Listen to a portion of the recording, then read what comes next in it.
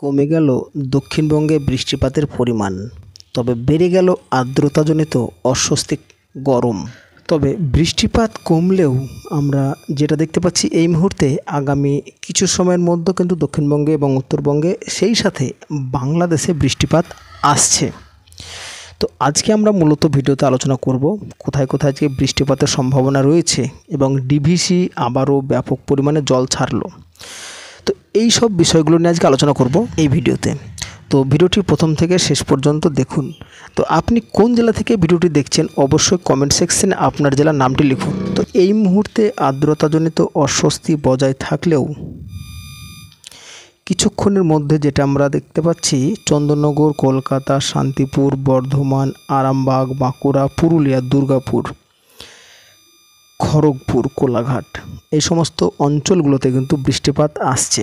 তাছাড়াও ঝিরিঝিরি আমরা বৃষ্টিপাত লক্ষ্য করতে পারছি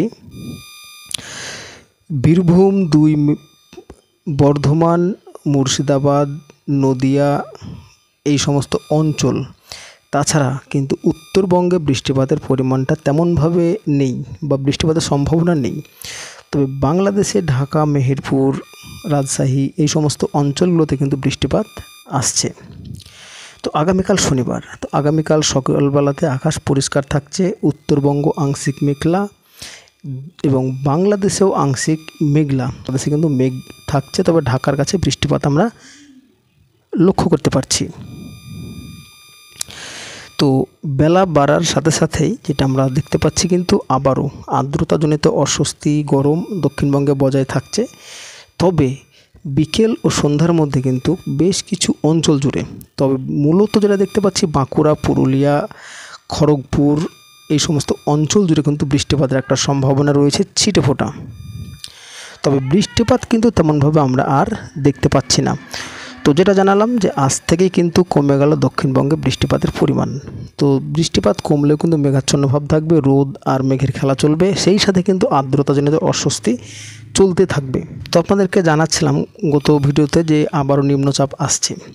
তো আবারও নিম্নচাপ না আসা পর্যন্ত কিন্তু দক্ষিণবঙ্গের আবহাওয়া এই রোদ গরমই চলবে। তো মোটামুটি যেটা আমরা দেখতে পাচ্ছি আগামী শনিবার 26শে জুলাইয়ের মধ্যে কিন্তু দক্ষিণবঙ্গে নিম্নচাপের এফেক্ট পড়তে লাগবে। তো এবার আমরা দেখব যে ডিভিসি বা কোন কোন জলাধার থেকে কত কিউসেক জল ছাড়া হলো। গত বৃহস্পতিবার বিকেল থেকে বিপুল পরিমাণে জল ছাড়তে শুরু করেছে ডিভিসি। তবে আজ সকালেই সেচ দপ্তরের তরফে ডিভিসি কর্তৃপক্ষকে অনুরোধ করে বলা হয়েছিল জল ছাড়ার পরিমাণ কমিয়ে 25,000 কিউসেক রাখলে পরিস্থিতি সামলানো যাবে।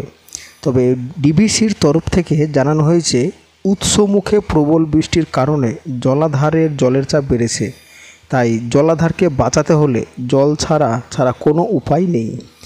এরপর মাইথন ও পাঞ্চেত জলাধার থেকে মোট 57,000 কিউসেক জল ছাড়া হয়। সব মিলিয়ে ডিভিসির দুর্গাপুর ব্যারেজ থেকে বিপুল পরিমাণে জল ছাড়া শুরু হয় এবং দামোদর ভ্যালি থেকে রিজার্ভ রেগুলেটরি কমিটির মেম্বার সেক্রেটারি সঞ্জীব কুমার বলেছেন 62,100 কিউসেক জল ছাড়া হচ্ছে।